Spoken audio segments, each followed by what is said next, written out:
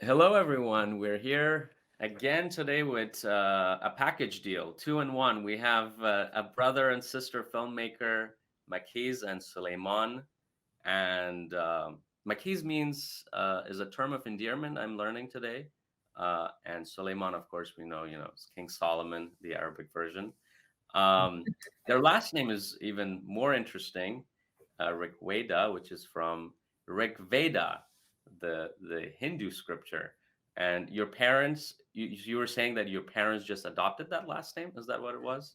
Yeah, I think it's quite common with Afghans. We meet quite often when a son would just decide this is his second name now. And also, how many Afghans do you know who have like gold or Yeah, so have like a flower in their name? But yeah, yeah, my father adopted it. I guess it was from his understanding that it's the oldest text ever written and one of the. So yeah. Yeah, Rigveda it goes back 6,000 years, I think, or more. That's so true. Only 6,000 years. Well, let's start with journeys. I like to kind of, get started with like, how did we get here? I know you guys are in London now. Your brother and sister. Who's older? Who's younger? That I wanted to know. I'm older by ages 2 years. You're older by 2 years. Not much difference. Yeah, so Sol's older and I'm younger, but yeah. So a lot of sibling rivalry going on probably when you guys were younger. I don't know. No, we were both troublemakers. I'd always follow him, and like everything he'd do, I'd want to do too. So really? Maybe that explains that we're filmmakers. So you are in London, but how did you get here? Tell us kind of, where's your family from in Afghanistan, and how did we get here to London? Yeah, we were both born in Kabul, brought up in Makrion too. If anyone knows, it's a particular Soviet housing project that was developed in the 80s, and a lot of the communist sort of families and part of the government, those sort of people would work there. My father was, he's a politician, and then he went into business. He studied in Moscow in Russia, and like most Afghans of that era. Went to Kabul University as well, where we were filming. So a lot of, we're going to be talking about the film, but a lot of the kind of stories we heard about Kabul University, that's kind of probably what drew us towards there as a location and as a place to look for young Afghans to film. But and then we were quite young. I think I was 4, you were maybe 3, when the Mujahideen came into power and the fall of Afghanistan and Kabul towards into civil war, really. And then we went to, the first plane out at the time was to Delhi, and we went to Delhi. Some great memories there. And then I think we were there for about a year before my father, who had connections in Moscow, Russia, and we went there and we lived there for a few years. And then my mum had this fascination with England and the education system. She's a teacher, she's a physics teacher, so that meant a lot to her. So yeah, that's how we ended up in the UK. Wow. And how long did this journey of going to different countries lasted before you ended up in UK? I was 8, so I think I left at 4 and I was in the UK maybe around 8 or maybe 9. You were 9, yeah. So 9, so 4 or 5 years. Wow, yeah. That's one thing I think a lot of people don't know about the whole journey of refugees, that it's not overnight. You take a flight and you're in another country. It takes 4 years, 10 years, a long time. And this is a good case scenario, I think, with you guys. We have the best. We got connections here and there and all of that. Back in the day where refugees and, wasn't such a negative outlook towards us. Yeah, I was telling my friends during the recent thing, when obviously we saw those evacuations on the planes, and it was very like distressing images. But my mother, we had that, we came on a plane, but the difference of 10 years was she was met with, actually 20 years now, God, 27 years, is that she was met with such kindness. She was alone. Credit to our mother, she was alone, she was pregnant, she had 3 kids, like 3, toddlers, like tiny kids, and then a baby on the way. And, she came into the UK and she was met with kindness. And, I dread to think like some of the receptions people have now, but the good thing is we're all connected. We've seen the receptions they have now. Yeah. But a little bit about our parents' background. So my dad is from Khost, so he's a Pashtun, and our mother she always says she's an Asla Madame Kabul, so she's like from Kabul generations back. Yeah. Nice. Wonderful. That's great. Did they meet through At family Kabul or Kabul University. University. My father was doing Okay. a lecture at the time because he was one of the brighter kids. Okay. So they'd get them to teach the freshmen, I guess. I don't know how you'd say it, but There's nothing about being on stage and it just attracts all the women if you're a man and all the The women. rock star, right? Yeah. Just get on a stage and you will be married. Yeah, they say, rock star in the element. Yeah, exactly that. So they met at the university, and this is interesting because we're kind of building up to the whole university film of you guys. I want to know a little bit about your childhood, a little bit as well, growing up in London. How was that experience? Do you guys, tell us. You know, in a lot of ways, it was very, it was kind of very, it revolved around education. My mum was a teacher. She believed education. So it was regimented. It was go to school, read, go back home. You get certain break times. So life was very regimented. And she always said, I've brought you into this country. All of you are going to finish your universities. You're going to get a master's, and then maybe I'll let you live your own life. Did you do that? Do you guys have your masters? Yeah, with all four kids. Yes, my mum was very.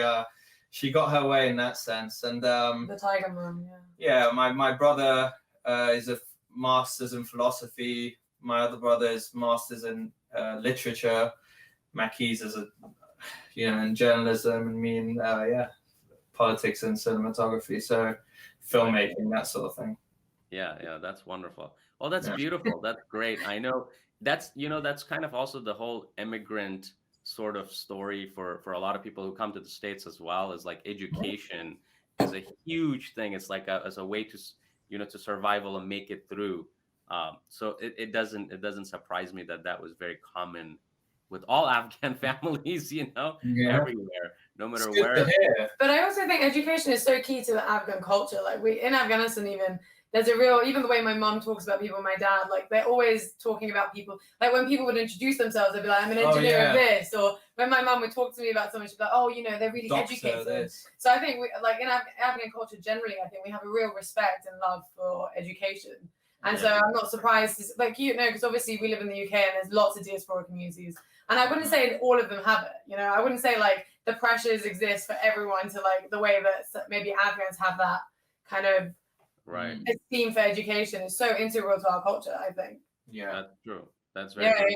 Yeah. And that probably kind of inspired you guys, probably hearing the stories of university and education, for you guys to do one of your first documentaries in Afghanistan on education at a university. We're talking, of course, about Young Afghans, you guys' documentary that is set at the Kabul University, where you follow 4 or 5 different characters. You guys have done obviously a lot of other films as well, other documentaries, which we won't have time to get into, but audiences should definitely check those as well. We're going to talk about the two ones that you sent me. Tell us kind of where did the idea, what was the inception of idea to actually go to a university, to the Kabul University, one of the oldest educational institutions in the world, in that region, of course, as well.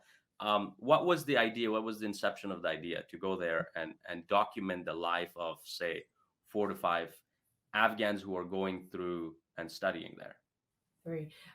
So, well, like Sol said, our parents met at Kabul University, and so we'd always not only hear the stories, but we'd see the pictures. And there's amazing pictures. There's a sense of, visualization. No, but amazing pictures of them, and at the time, obviously, it was like the liberal period. They were wearing little pencil skirts and these blouses, and the groups were mixing, and there's obviously lots of flowers, and the way our parents would talk about our time there, it was just it just seemed like a really kind of utopia. There was a moment of just real freedom and intellectual creativity and collaboration, and there was parties going on and people mixing. It just seemed like a really fun time.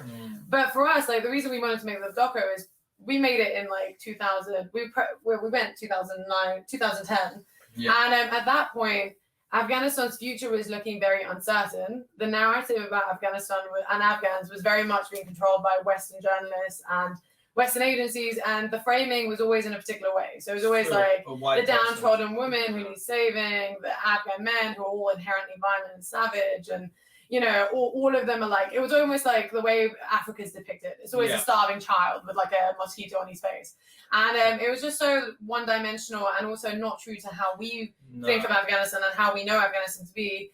And so for us, like the conception of why we focused in on Kabul University was like, hey, in most countries, like the kind of intellectual or like the kids, the students who go to university are the next generation of leaders. And so we were like, okay, if we follow maybe 3 of these leaders and see what will happen to them, then we'll see what will happen to the country. But also in showcasing their lives, we're completely rallying against these depictions of Afghans, which have always been downtrodden women, or, you know, do you know what I mean? So those tropes. So we were like, kind of, there was twofold. Yeah. And I especially liked you're following, I believe she's a Hazara from the ethnic minority, one of your characters, right? She's a leader trying to get people to do things. She was a little firecracker when we met her. We met the kind of casting process was interesting too, because we befriended one of the professors there. She was lovely, and she took us to classrooms, and we would ask various different classes who'd be interested, and we had lots of, you know, people interested. Makez found quite a few people through Facebook, through the Kabul University. We met Savaroon through Facebook, and he's like a dude, so he knew everyone. So once you knew him, it was so easy to get everyone else. But Farzana was a difficult one to find because she's so special, and also, like, you know, women like in Afghanistan at that time, even then, they were still wary of appearing on camera. We'd just come out of how many years of war plus a rule of the Taliban. So the idea that women will be, you know, clamoring to get in front of a camera and start speaking about their views of the world, religion, the government, politics, the way things are run, the Taliban, that's very dangerous. Those are things people wouldn't do. So when we met Farzana, she was like the complete opposite. She was so brave. Where is she now? Do you guys, are she in touch? Yeah, she's in America now. Okay, she's moved to She's in America, and she's got 2 kids now. 2 cute kids. But she's still got that fire, which is why I love her. She's that's wonderful. That's wonderful. At what point, I mean, growing up in London, obviously, you know, there's this mix of identities when people move from one culture. At what point did you guys identify as storytellers that wanted to tell Afghan stories? Because you had started doing other work, right, that weren't related to Afghanistan necessarily, your other projects, or at what point did you say, well, let me go tell an Afghan story? I mean, for me, I was a journalist, so I mean, I still work in journalism. So for me, it was always storytelling, and the reason I went towards international journalism, so I worked for Al Jazeera English, and prior to that, when I went to make this doco, I worked for France 24, so which is also another international channel. So for me, I was always interested in international politics, geopolitics, how our country became so destabilized, and how people like us ended up trekking halfway through the world and settling here. So for me, it was always that. But then going towards documentary was because I found TV storytelling quite limited. And again, like I said, like the tropes, the stereotypes, the lack of knowledge, the people who were controlling the narrative were people who prior to 2001 probably didn't know where Afghanistan was. And it's sad to say, I still think a large proportion of that is still the case. But, so you were hoping that through making this documentary, you can kind of bring a different dimension to the Afghan story. Yes, of course. Yes. And also in a different kind of, for us, it was also a kind of a journey into kind of finding ourselves, to figure out where we came from. Going to Makez too, where we were babies, and meeting family members that we'd never seen and so on, and they seem to know about us, and forming those friendships, but also becoming part of the kind of rooting ourselves back to where we came from. That was a huge drive, I think. Right, certainly. And then also the 10 years or so before that, I think I was in high school when the invasion of Afghanistan happened, Operation Enduring Freedom happened, as we've seen how that's mapped out, How much freedom endured. There's a lot of freedom they endured. And so I think throughout growing in high school, there was this kind of, suddenly everyone knew what Afghanistan was and what we were and what we represented, and you weren't allowed to. Before that, no one knew. You know, you can tell them it's basically, I'm from Mars. Oh, great. Yeah, that's the level we're talking about. Suddenly everyone knew, oh, this about women. But it'd always be like, that. oh, but you know, as an Afghan person, you'd say I'm Afghan, they'd look at you, you'd always get the stare, and then you'd be like, but you're not in a burqa, or Taliban, or Osama bin Laden. They got so boring, and I'm sure we're proud people. We're not just, you know, and we're smart. We've worked hard. We're not going to just play these roles and characters that you're going to portray for us. How about we go and see the reality of things? And that's what we did. And it was part of it was a reaction to the way the past 10 years of the kind of blanket of opinion of how we're supposed to act or who we are. And we thought, well, how about we go show someone how we are really, you know? And and that's beautifully put. How has that changed your own opinion of who you are? Going back, making this film, has that changed your opinion of who do you think you are now? I would say, if anything, it concreted. It made us say, oh, you know what? You were correct in the way you felt about yourself, being proud. It's a proud culture. We come from seeing some of these people, they don't have much, but they're proud, they're willing to, and they're hardworking. And it feels like a lot of time, the carpet gets pulled underneath them and the opportunities get taken away. This film represents that perfectly. It really does, yeah. How about yourself, Makez? How do you feel? So for me, you came as well, didn't you? So prior to us going to make this film, we'd actually gone back the previous year. So like our dad is insanely, and our parents, like I imagine all Afghans are, but they're insanely patriotic. It was never a case of you're English now, you're in England, you're English, forget about Afghanistan. It was always like, you're going to go back, you have to work hard, you have to do something to help your people.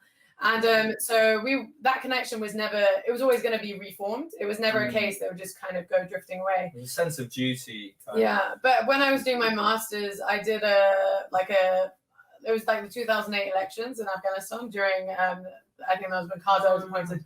And so I went and did like my dissertation on there, where I did like, you know, articles and I built website and video reporting. And so it was like this website convergent thing for my master's. And so you came as well, didn't you? Yes. And so that was the first time I connected. And actually that time I went with my mom, she was there. And so she took me to like, she took me to like all the markets she used to go to, where she used to live. Our dad took us to where he used to live. We got to see Afghanistan properly just ourselves.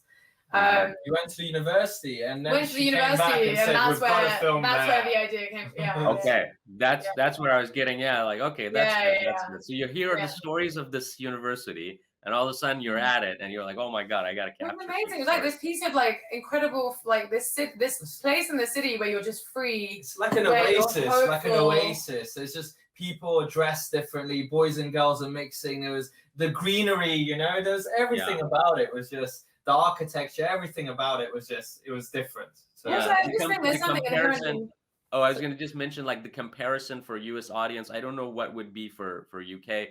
Is kind of Berkeley. UC Berkeley is kind of in the US. Is this space where it's kind of like a little bubble in itself, where a lot of crazy and cool things happen, and then the outside is very different.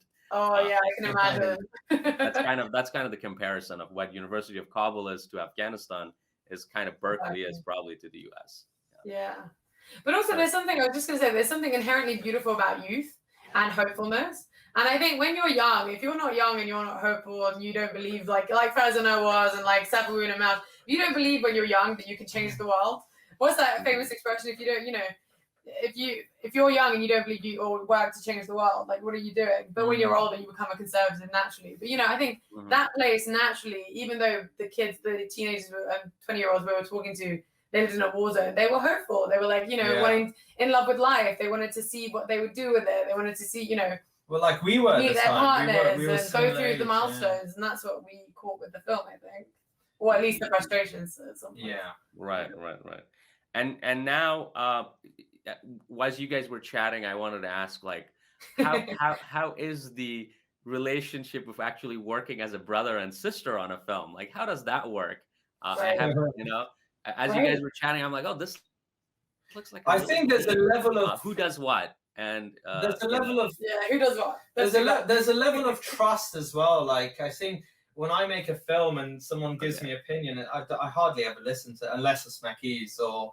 you know, there's a sense of trust and belief. And I think in a lot of ways, she's formed me and the way I think of art and I think of film growing up. And there's always a kind of push and pull.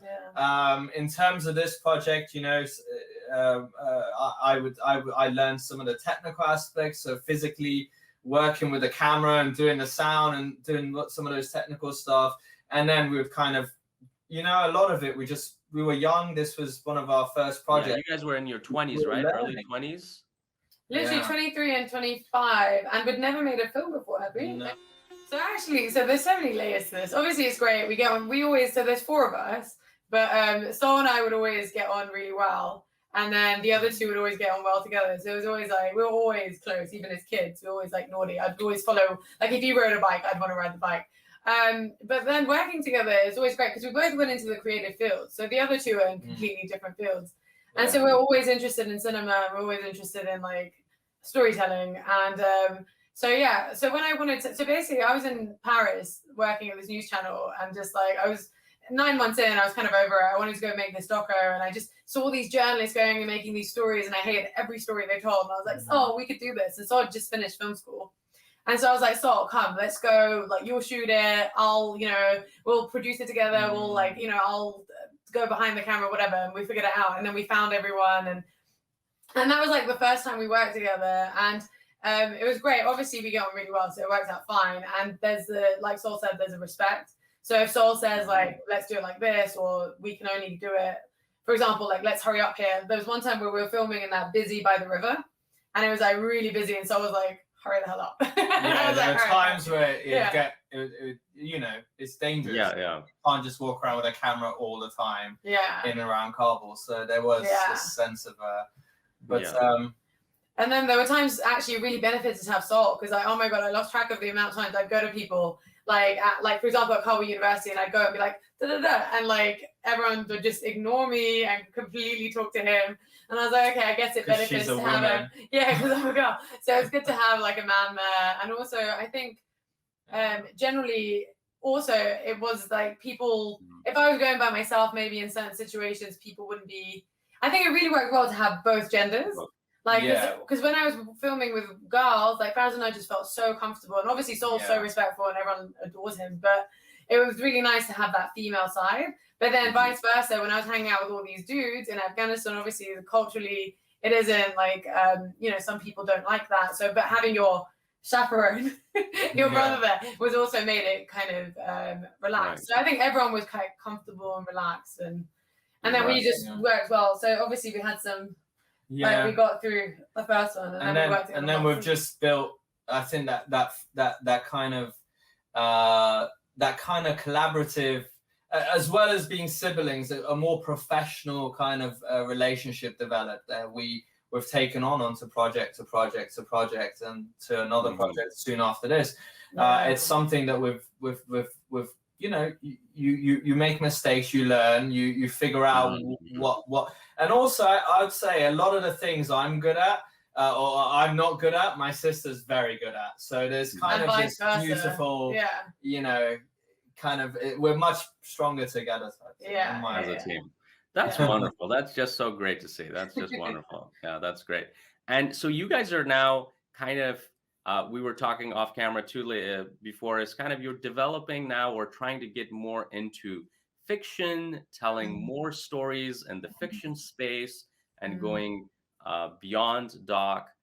Although I have so much respect for doc. I think doc itself is a space itself. You don't need to go beyond it, because that's all I do. I don't go beyond it. But you guys are trying to kind of do narrative, and your film, the one you guys just made right before the fall of Kabul, when the U.S. pulled out, you guys were filming that. Literally on the day. What was the inspiration behind that? I saw that it's beautiful. I don't know if it's available online yet, but Is it available? Could people watch it if we put Not it? yet, not yet. So we're just wrapping it up. We just finished the 4th sound mix, and then we're going to be hopefully putting it into some festivals, and then after that, we'll definitely make it available. Because one thing we love about this film is like people get to see it. Do you know what I mean? It's not. We don't make films to just leave it in our bedroom. Like we want people to see it. We want people to react and feel something. And yeah.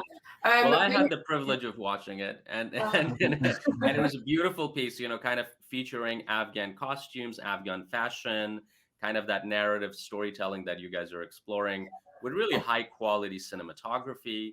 I liked all of that good stuff. So, what was the what was kind of the inspiration behind that piece? So I got married like just before the pandemic, like 2019. And on the day that I got married, it was like such a funny, chaotic day. And so like, you know, our parents were, you know, like Afghan traditions and all this stuff. But there was this bridal room outside, and it was funny because there was so much chaos. Like my mother was coming, and my aunt, Sol, everyone. But every time I'd look outside, there were these crazy birds, and I'd step outside to get some air, to kind of, you know, just like relax myself. And there'd always be these like frenetic bird activity. And I just remember being really struck by it and being like, you know, maybe I'll write a poem about this one day, or maybe I'll write about like a story or whatever. These birds just seemed like so chaotic, and there was something so beautiful and poetic about them, in contrast to like this moment of peace with these birds. And then when I'd go inside and there'd be chaos.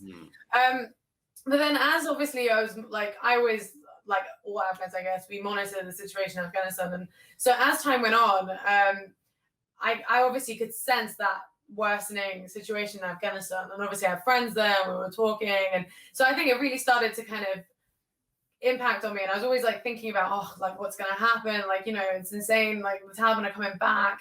It felt like the deal, you know, the deal was being made for them to come back. And so for me, I guess that was penetrating like my mind a little bit. And so the bride, I wanted to do a story about a bride. And I had this idea for ages of like Afghan costume, Afghan bride, something beautiful, celebrating kind of our rituals. And then I don't know, it just came into my mind like the idea of a TV and the birds. And so this bride is caught between this TV, which keeps showing her flashes of home and like Afghanistan and our history and our future and the Taliban, and then these birds, which are constantly pulling her out and calling her to them. And the birds represent Afghanistan. And actually, there's a nice little interlink between the two films, which you probably wouldn't know. But the birds featured at the first bit where she's looking out the window are actually birds we shot in Kabul. Yeah, those are legitimate Kabul Afghan birds, Wow. which we shot while making Young Afghans. Yeah, wow. We've got so much amazing stock footage of the time we spent in Afghanistan. We filmed Bomia and all these different things that we need to edit together and put out there for, you know, the people who won't get to go and see. The Afghans living in other places. And but yeah, we managed to use some of that in our new film. Yeah, we integrated it. Yeah. It was almost, when I was watching it, I did not know that you guys made this before the fall of Kabul. So it was now that I know that it's more of a prophetic film almost, you get, because the film does showcase the fall of the city through these computer screens. It's almost prophetic, you know. It's funny that we could sense it. I kept talking to Saul about an event that would happen. Maybe we've seen it happen too many times before, so you can kind of see it. But it's funny, you saw it coming. Yeah, exactly. It wasn't a surprise. Yeah, sorry, we filmed it in one day, and then we literally left. It was a chaotic day, so we were actually prepping for this other film we're doing, and I had this idea, and I was like, "So we have to make this film. We have to make this film. Like, we need to make this happen." We had a weekend to shoot it. Well, we shot it in a day, so it's chaos, and we were like doing it in between prep for this other film. And so anyway, we managed to get it done, and we shot it on that day. But literally on the day we went home, the day we shot it, and the day we went home, I remember in the morning posting this thing about, you know, Afghanistan's on my mind. And then when I came home after celebrating Afghan culture with Afghan actresses and like this, you know, Afghan culture, and my mom being like, "That's not how you do dancing, it." Yeah, and the dancing.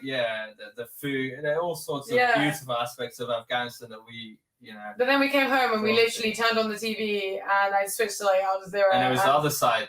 It was the Taliban in the presidential office. Yeah. Literally. So maybe it was prophetic, but I guess we could sense it. I guess everyone could, and I think in so many ways, you know, Afghans live in this dual realities many ways, right? Like we live in dual realities of coming from a homeland. I guess for the same story for all immigrants, not just Afghans.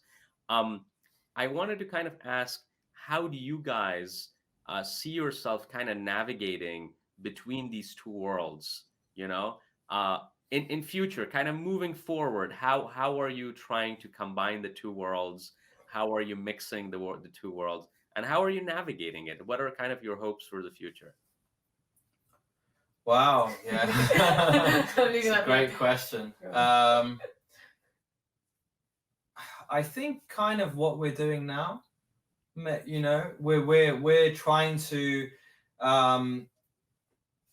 kind of make connections with Afghans such as yourself on platforms where we can connect with, you know, we're lucky now. We live in a world where we can connect to people from our background.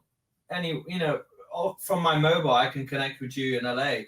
So this is kind of, I think, a natural way. We're living our lives in the UK, you know, we've got our jobs, we're creatives, we're going to be make projects. They won't all be about Afghanistan, I think, you know, but we are trying to make these connections and try to get out, meet younger Afghans and the Afghan community as a whole, and try to make these connections. I think that's pretty much, yeah, how we can educate and hold each other up, you know, help each other up, that sort of thing. Yeah. But for me, this whole episode is actually, I mean, I was already coming back. So growing up in London, growing up in London in like 2000s, where the kind of culture pre-internet where it is now, and identity politics and people having an awareness of like other cultures and diaspora and things you can say and things you can't say, and maybe, you know, like you said, like we joked earlier about people learning your name properly. So when we went to university, everyone would call me Mac and would call him Sol, because we were the one Afghan in the class full of like our English classmates, and there wasn't that connection, like Sol said. But now we live in a time where like Afghans like yourselves and ourselves are connecting, and we're empowering each other, but also sharing our stories. And I think for me, my relationship with Afghanistan is like further deepening. Like I'm reading much more poetry, I'm talking to much more Afghans, where, you know, I don't think it's the last of our stories related to Afghanistan. Like I definitely have some, I don't know what format it will take, but I definitely have some stuff I want to do going forward. And I'd love to delve deeper into writing in Farsi and like doing some kind of something on that level. But yeah, like Sol said, like I think it's just amplifying our voices and amplifying our version of what Afghanistan is like, and what Afghans are like, and what we can be, and collaborating with each other. And, you know, like not just yourself, but like through this past situation, I've met so many like Afghan designers, Afghan artists, Afghan, you know, students who, like, for example, we got approached by SOAS to do a screening of Young Afghans, which is very sweet. And we're like, yeah, of course. Yeah, and part of a film society. When we went to university, there was no Afghan film society. Maybe there was one Afghan, but it's really, it's proud for us to see, you know, them developing, and for us to be able to go there and help them out and be part of it. That's huge. Yeah. What you're saying reminds me of this quote from Nelson Mandela. It said, he says that adversity or difficulties break some men but make others. And that's kind of true of what's happening with the Afghan community now, is that what you're saying in the past 3 months or so, we're making, you know, it's Afghans coming together, uniting, connecting, and probably, sorry? And correcting the narrative, because it's correcting really the narrative, maybe taking the narrative and kind of trying to tell our own stories. And I'm very happy to see you guys, you know, kind of doing your part in London, and I mean now because of the internet, all over the world. What should we be expecting? What should audiences be expecting from you guys in the next few years, few months? You want to tease us with anything to end this with? So obviously we've got Sound of the Birds coming out, which we'll share with everyone, and it's, you know, we hope we've showcased it to a few Afghans actually that we like know. For example, Farhad, who I imagine you found us through, who runs Afghan magazine, and I showed him, and he showed his daughter the film, and he was like, it totally encapsulates her experience. And actually a lot of Afghans that we've shown it to, because it is very much a diaspora story. It's someone who's far away and who's fearful for their homeland. And it's funny, earlier you said like a lot of diaspora communities have that experience, but I actually think they don't. Like, for example, if I was joking with Sol, I was like, if we were from like Cyprus, we wouldn't care. It would be fine. You're like, Cyprus will be fine without me. Or if I was from Switzerland, I'd be like, Switzerland will be fine without me. But I think because we come from one of the countries which have been affected by like 50, well, at least like 4 decades of war and instability and civil war and tribal fighting or whatever, like, I think for us, we all have that sense of, yeah, we could easily get fit into life in the UK. Like, we've all got, great, you know, we're all, That's not. But that's not, it feels like a cop-out. It feels like you have to do something more, even if it is something as simple as changing a narrative or a narrative switch or showcasing a different generation, which was completely ignored. Yeah. Like, that generation was completely ignored, and they were pivotal. Right. Yeah, so like little things like that. Wow. Wonderful. Well, this is a great opportunity to have a conversation with the two of you. I just love seeing the brother and sister duo together. I'm very happy you suggested we actually interview both of you together. Have we left anything out that you would like to share before we wrap it up? Oh, we've got a film about a complete different film about TikTok and teenage obsessions coming out later this year / early next year. But yeah, I guess it would just be great to, you know, if other filmmakers or artists follow us on Instagram. We love hearing, we love connecting. Yeah. And thank you. Yeah. That's it. Yeah, and it was lovely to meet you. Yeah. Yeah. Thank you. It was wonderful meeting you guys. And anytime you're in London, hit us up. We'll yes, pick you up for 100%. That's wonderful. In All fact, right. Well, you take care, you guys. Thank you so much for your time and being on the show. Thank you so much. Thank you. Thank you.